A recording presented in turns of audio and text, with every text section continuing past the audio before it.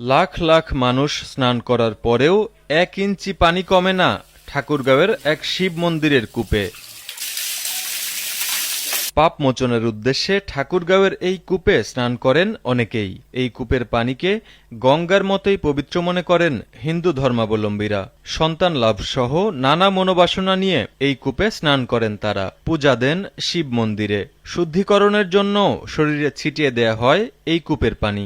এই মন্দিরে ফাল্গুন মাসের শিব চতুর্দশীতে পূর্ণমেলার আগমন ঘটে। এই কূপটি দেখতেছেন, এটা হচ্ছে প্রাচীন কূপ। এই কূপের পানি খুব পবিত্র, আমরা এটা পবিত্র মানি। ঠাকুরগাঁও জেলার রানীশংকৈল উপজেলার নেকমরদ ইউনিয়নে অবস্থিত অন্যতম পুরাকীর্তি গোরক্ষনাথ বা গোরকই মন্দির। মন্দিরটি ও মন্দিরের ভেতরে অবস্থিত কূপটি অলৌকিকভাবে বেলে পাথর দিয়ে তৈরি হয়েছে বলে দাবি মন্দির কর্তৃপক্ষের। প্রায় ৫,০০০ বছরের পুরনো এই মন্দির ও বৈচিত্র্যময় আশ্চর্য কূপ ও এর পানি হিন্দু সম্প্রদায়ের মানুষের কাছে মহাপবিত্র এবং এটি তীর্থস্থান হিসেবে গড়ে উঠেছে। এছাড়াও এখানে প্রতি বছর ফাল্গুনের শিব চতুর্দশী তিথিতে পুণ্য স্নানের জন্য আসেন অসংখ্য পুণ্যার্থী। স্থানীয়রা মনে করেন কয়েক হাজার বছর আগে রাতারাতি দেবতারা পাথর দিয়ে নির্মাণ করেন এই মন্দির ও কূপটি। এটি নাথ এবং সম্প্রদায়ের থেকে চলে আসতেছে। এটি আজ থেকে হাজার হাজার বছর আগের এটি একটি আমাদের ঐতিহ্যবাহী মন্দির, যা আমাদের বাপ দাদু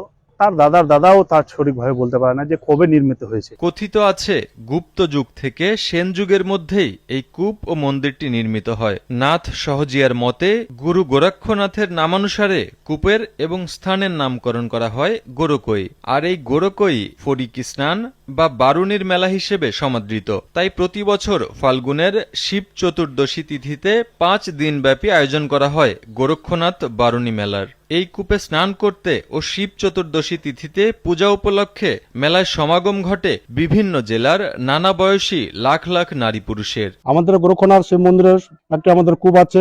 এই কূপে দূর দূরান্ত থেকে অনেক যাত্রী আসে। এটি কয়েক হাজার হাজার বছরের পুরনো মন্দির। এখানে আমরা পুজো করি। মন্দিরটি সম্পর্কে কথিত আছে গোরক্ষনাথ ছিলেন নাথপন্থীদের ধর্মীয় নেতা ক্ষীণনাথের শিষ্য। 9ম-10ম শতাব্দীর মধ্যভাগে গোরক্ষনাথের আবির্ভাব ঘটে। তিনি ধর্মপ্রচারের উদ্দেশ্যে এখানে মন্দির স্থাপন করেন। অলৌকিক এই কূপটি সেই সময় নির্মিত বলে প্রবীণদের ধারণা। আবার অনেকের মতে গোরক্ষনাথ কোনো ব্যক্তির নাম নয়, এটি একটি উপাধি মাত্র। গোরক্ষনাথ অথবা উপাধি চিরস্মরণীয় করে রাখার জন্য এই মন্দির ও আশ্রম নির্মাণ করা হয়।